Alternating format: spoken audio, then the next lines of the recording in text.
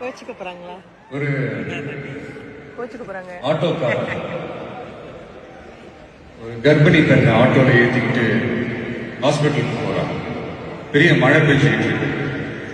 அப்ப அவர்கிட்ட இருந்த அந்த கொடைய அந்த கர்ப்பிணி பெண்ணை கிட்ட கொடுத்துட்டு இதை எடுத்துக்கிட்டு போமா அப்படின்னு சொல்றாங்க. அப்ப அந்த பொண்ணு சொல்றாங்க, ஆனா இது எப்படி நான் உங்ககிட்ட நான் திருப்பி கொடுக்கறது? அதுக்கு அந்த ஆட்டோக்காரர் சொல்றாரு, வேற யாருக்காவது தேவைப்படுறவங்களுக்கு கொடுத்துருமா அப்படின்னு சொல்லிட்டு அவர் போயிடுறாரு. அந்த கர்ப்பிணி பெண் அந்த கொடையை எடுத்துக்கிட்டு ஹாஸ்பிட்டல் வாசலுக்குள்ள போகும்போது அந்த வாசல்ல ஒரு பெரியவர் மழைக்கு பயந்துக்கிட்டு அப்படியே கை கட்டிக்கிட்டு நின்றுட்டு இருக்கிறாரு.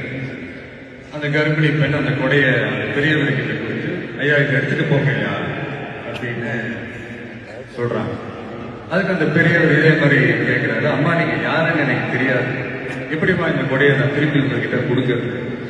அதுக்கு அந்த பொண்ணு சிரிச்சுக்கிட்டே சொல்றாங்க, வேற யாருக்காவது தேவைப்படுறவங்களுக்கு கொடுத்துருங்க ஐயா அப்படின்னு சொல்லிட்டு போயிடுறாங்க.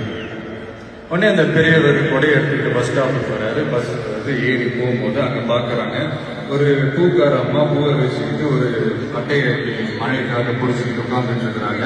பெரியவர் போய் அந்த கொடையை அந்த பூக்கார அம்மா கிட்ட கொடுத்துட்டு அவர் பஸ் ஏறி போயிடுறாரு. பூக்காரமா அந்த கொடையை அவங்க கிட்ட கொடையை கொடுத்துட்டு, மழையில நனையாதம்மா இதை எடுத்துக்கிட்டு போங்க அப்படின்னு சொல்றாங்க. அந்த பொண்ணு தேங்க்ஸ் அப்படின்ற வாசல்ல நின்றுட்டு இருக்கிறாரு. பொண்ணு மழையில நனைஞ்சிக்கிட்டு வரணுமே அப்படின்ட்டு அந்த அப்பா வேற யாரும் இல்லை, அந்த ஆட்டோக்காரர்.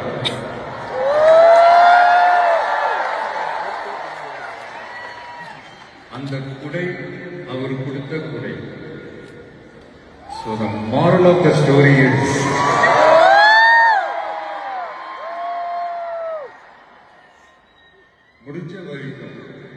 முடிஞ்ச வரைக்கும் எல்லாருக்கும் சின்ன சின்னதா நல்லது, சின்ன சின்னதா ஒரு ஹெல்ப் அது செஞ்சு இருந்து பாருங்க. லைஃப் ஒரு மாதிரி ஜாலியா இன்ட்ரெஸ்டிங்கா.